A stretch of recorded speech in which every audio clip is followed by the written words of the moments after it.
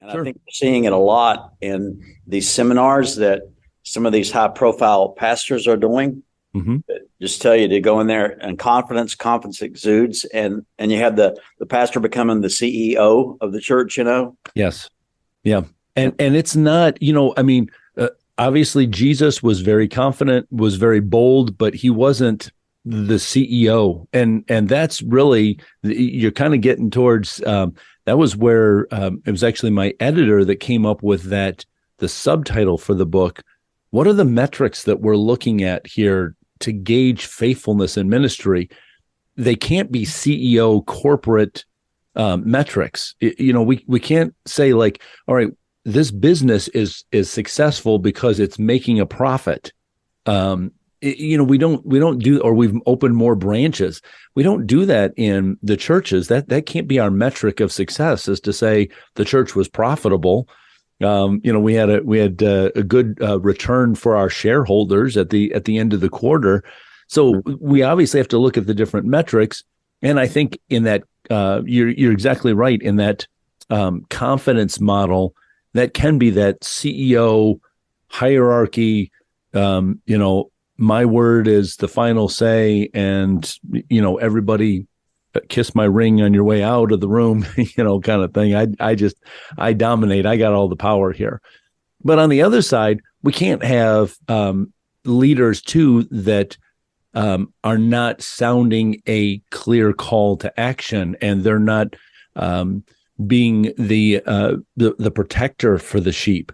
I love one of my favorite series of books is the Narnia books that C.S. Lewis wrote, and I love when Aslan is first introduced, and the children ask. They said, "Oh, he's a lion. Is he safe?"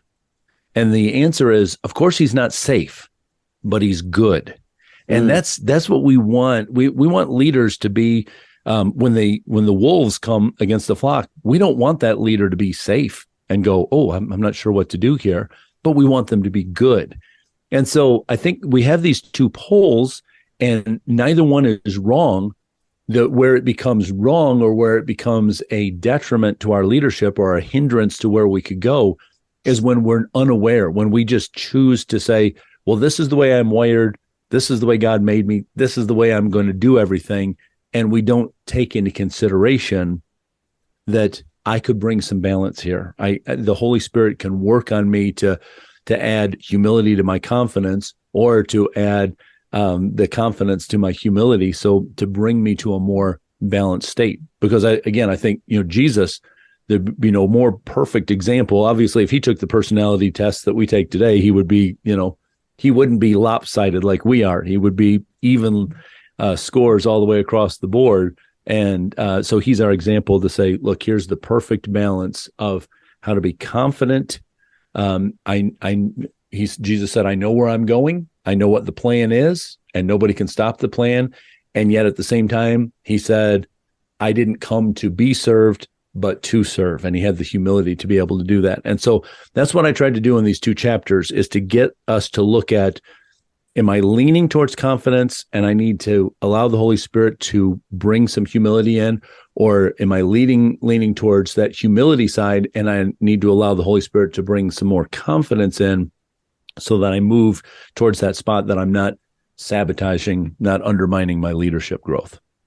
I like to use the illustration. If you ever been behind a dump truck on the expressway, and it says not responsible for broken windshields or for falling, of like, how do you say it? Hey, I'm not I'm just going to do this, and I'm not responsible for what happens to the things. But yeah, you're right. I mean, I think you hit the nail right on the head. That is a really tough to be confident enough, but yet not overconfident, and to be humble enough, but not a pushover. Mm-hmm. And really, without the Holy Spirit, we can't do it. And, it's like the Holy Spirit will check us if we allow the Holy Spirit.